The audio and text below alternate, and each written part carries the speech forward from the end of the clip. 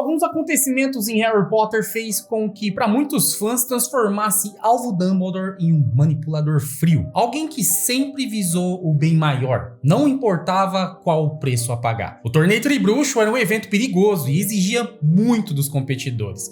Então, se Harry era menor de idade, se ele não colocou o nome no cálice, por que Dumbledore não impediu Harry de participar do torneio Tribruxo? Hoje nós vamos investigar esse momento polêmico e desvendar a verdadeira resposta. Vamos descobrir tudo isso agora.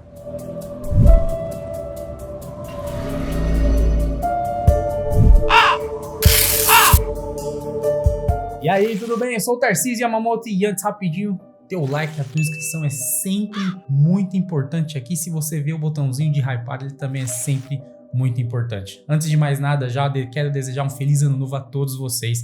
Que esse ano seja top para nós todos.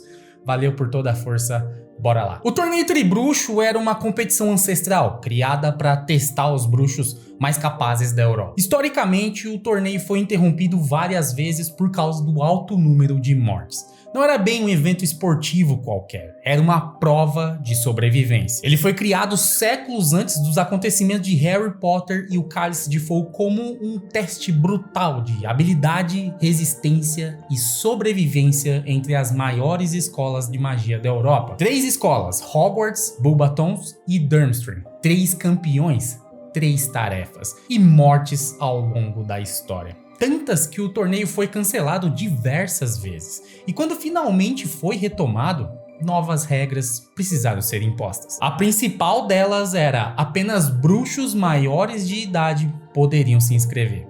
E para garantir que ninguém interferisse no processo, nenhuma pessoa escolheria os campeões, essa função seria entregue a um artefato antigo, imparcial e extremamente poderoso.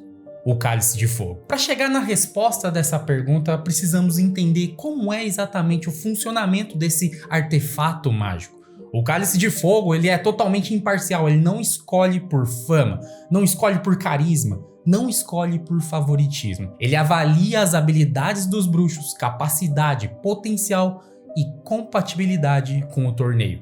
Por isso, Fleur Delacour não foi escolhida por ser admirada, Viktor Krum não foi escolhido por ser famoso, Cedrico não foi escolhido por ser querido. O Cálice é uma entidade mágica autônoma. Ele possui sua própria autonomia e consciência mágica para tomar suas decisões de forma mais justa possível. E esse fato muda tudo. Sabendo de tudo isso, ainda fica a pergunta: por que Dumbledore não anulou a decisão? Por que ele não impediu Harry de participar do torneio? E a resposta é porque ele não podia. Isso mesmo, o maior bruxo de todos os tempos não podia fazer isso. O Cálice de Fogo não responde ao diretor de Hogwarts, não responde ao Ministério da Magia ou qualquer lei política, ele não responde a ninguém. O Cálice de Fogo obedece apenas à magia em si.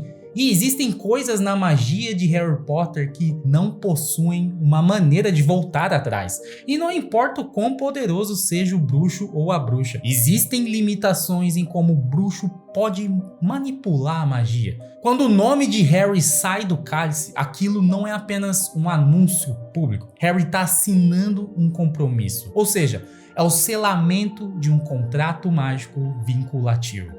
Esse tipo de acordo não depende da intenção, não depende do consentimento e não pode ser simplesmente anulado.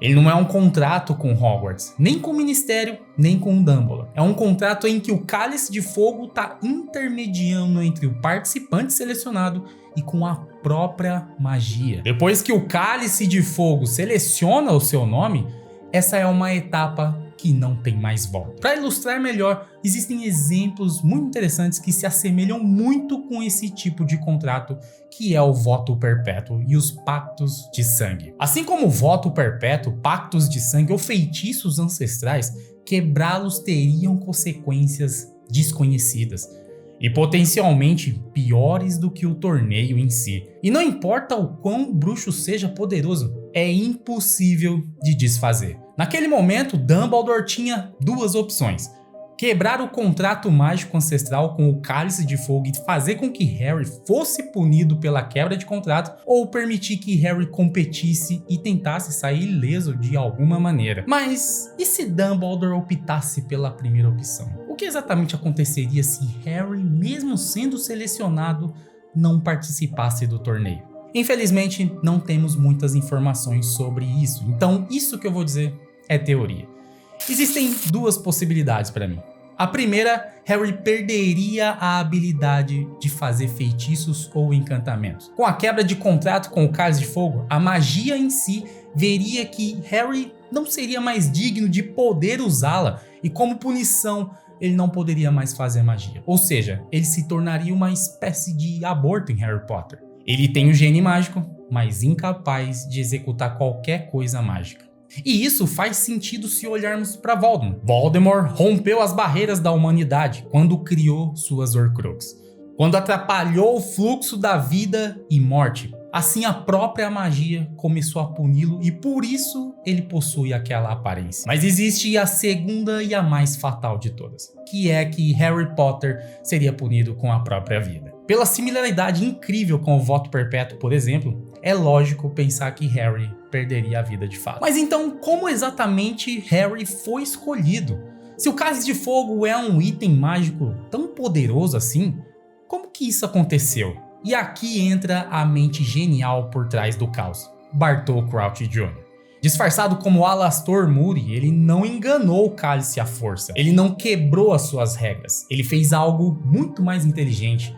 Usou as regras do Cálice de Fogo contra ele mesmo. Bartol registrou uma quarta escola fictícia no Cálice de Fogo e registrou apenas o nome de um aluno nela, Harry Potter. O Cálice precisava escolher um campeão por escola e ao analisar aquela escola fictícia, havia apenas um candidato possível. O Cálice não errou, ele fez exatamente o que foi encantado para fazer. Essa cena nos filmes cria uma cena que não existe nos livros, onde Dumbledore parece aceitar a situação quase como uma escolha estratégica, onde a McGonagall até chega a perguntar se não teria como conversar com o Ministério da Magia sobre isso. Essa cena dá a entender que Dumbledore poderia simplesmente ter impedido tudo, mas decidiu não fazê-lo. Nos livros isso nunca acontece, a decisão não é política, não é manipuladora, não cabe a ninguém essa decisão. É inevitável. O Cálice escolheu, o contrato foi firmado e a magia exige cumprimento. No fim das contas, Dumbledore não estava escolhendo colocar Harry em perigo. Ele estava aceitando uma verdade dura demais para ser ignorada. Não havia escolha. Mesmo sendo o bruxo mais poderoso de sua era, mesmo dominando feitiços que poucos sequer compreendiam, Dumbledore conhecia os limites da magia melhor do que ninguém. Existem encantamentos que não podem ser desfeitos, contratos antigos que não admitem exceções, forças tão velhas que nem mesmo o maior dos bruxos pode quebrar sem pagar um preço ainda mais alto. Porque no mundo bruxo, assim como no nosso, poder não significa controle absoluto. Por mais que Dumbledore fosse o bruxo mais poderoso de todos os tempos, ainda assim existem limites na magia que talvez nunca nenhum bruxo seja um dia capaz de superar. Aí galera, mais um vídeo aqui de Harry Potter aqui, finalmente voltando aos trabalhos dessa mini férias aí de fim de ano. Eu espero que você esteja comigo ainda aí até o momento, hein rapaz. Eu espero que esse ano seja muito top pra gente, eu conto muito com a tua força, beleza? Já aproveita, se você não deu aí, deixa teu like e a tua inscrição, mas eu quero o teu like e a tua inscrição apenas se você realmente gostou de coração, hein? Obrigadão por toda a força, o Hypar aí também, ele também ajuda a gente pra caramba. Conto com a tua força aí, beleza? Valeu demais, galera. Eu sou o Tarcísio Yamamoto e a gente se vê no próximo vídeo aqui no canal. Valeu e fui!